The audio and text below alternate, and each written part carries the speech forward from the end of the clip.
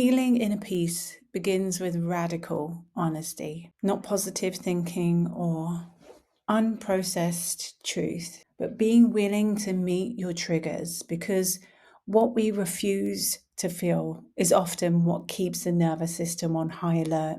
And in my work with women, an underlying theme appears often again and again, that fear of rejection, fear of being unloved or being too much. And from that place, our boundaries weaken and stress becomes normalized. To reclaim ourselves, we must restore 3 essential boundaries: the respect in relationships, care for our bodies, and that sovereignty over finances. These to me are like non-negotiables that I teach my daughters, not as lifestyle upgrades, but they're really nervous system medicine. Tantra and Ayurveda, you see, they agree on something quite radical.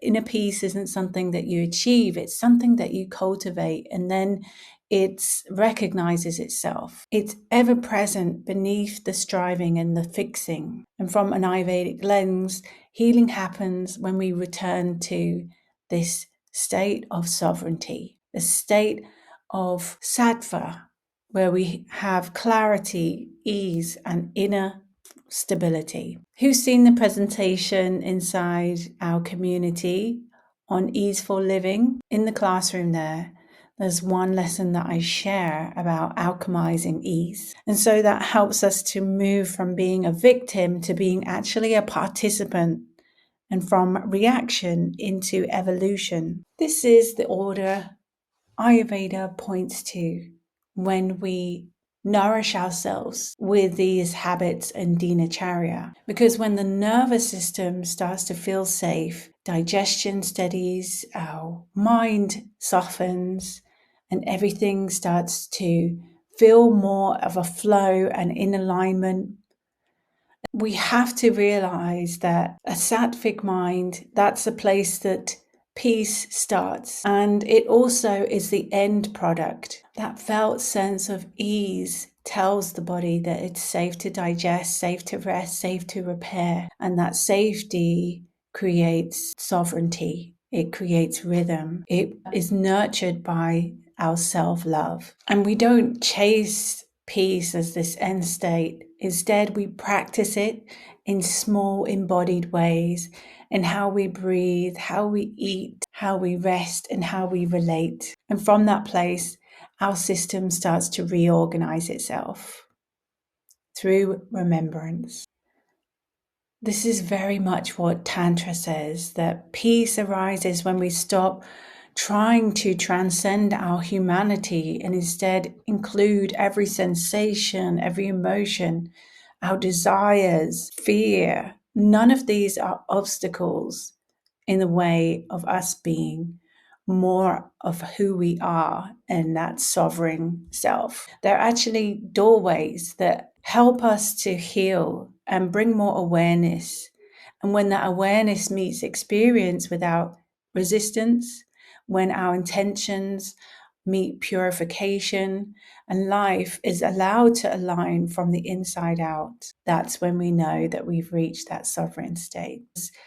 One of our sovereign goddesses that we can use as an archetypal force here is one of our tantric goddesses, Kalima. And so she's not something abstract or something symbolic, but she's this living force that's felt in each one of us.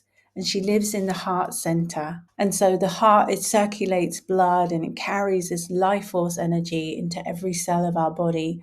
And Kali is this pulse, this thrum of aliveness that reminds us that we're here, we're breathing, we're feeling, we're becoming in each moment. And as you can see, her tongue is often depicted as being extended, and it's devouring illusion, devouring what no longer serves us. And she's this fierce truth in motion that cannot be stopped. So here's this invitation to stick out your tongue and don't be afraid to meet your inner demons, not to bypass them, but instead to devour them. Kali teaches us through that power of honesty to say, this is what I want.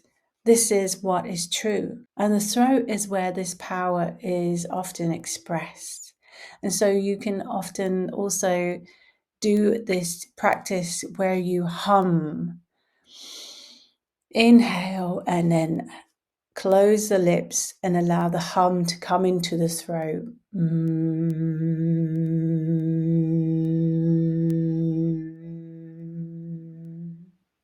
And feel that vibrate.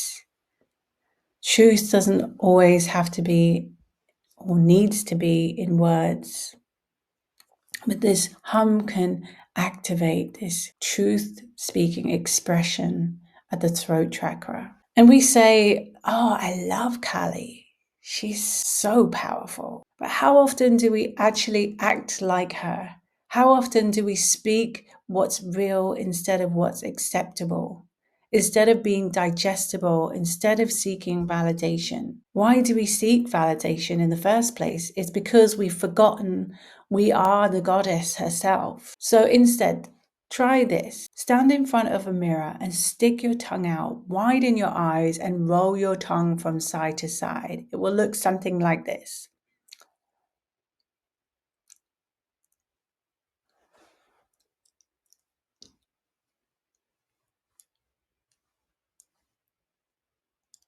And look at yourself in the mirror and look and see how you appear in your most fierce, terrifying, angry, rageful self expression. So you can see yourself when you're angry, when you're rageful, when you want to express what has needed to be expressed and may be held back. So you can notice your truth, you can feel your power. That is Kalima. Both Ayurveda and Tantra point to the same truth that we suffer when we contract, and peace comes when we allow ourselves to expand in our truth, and we have that intimacy with life itself, because that intimacy begins when we learn how to stay present, to breathe breath by breath, and to love what's inside and allow that to come out.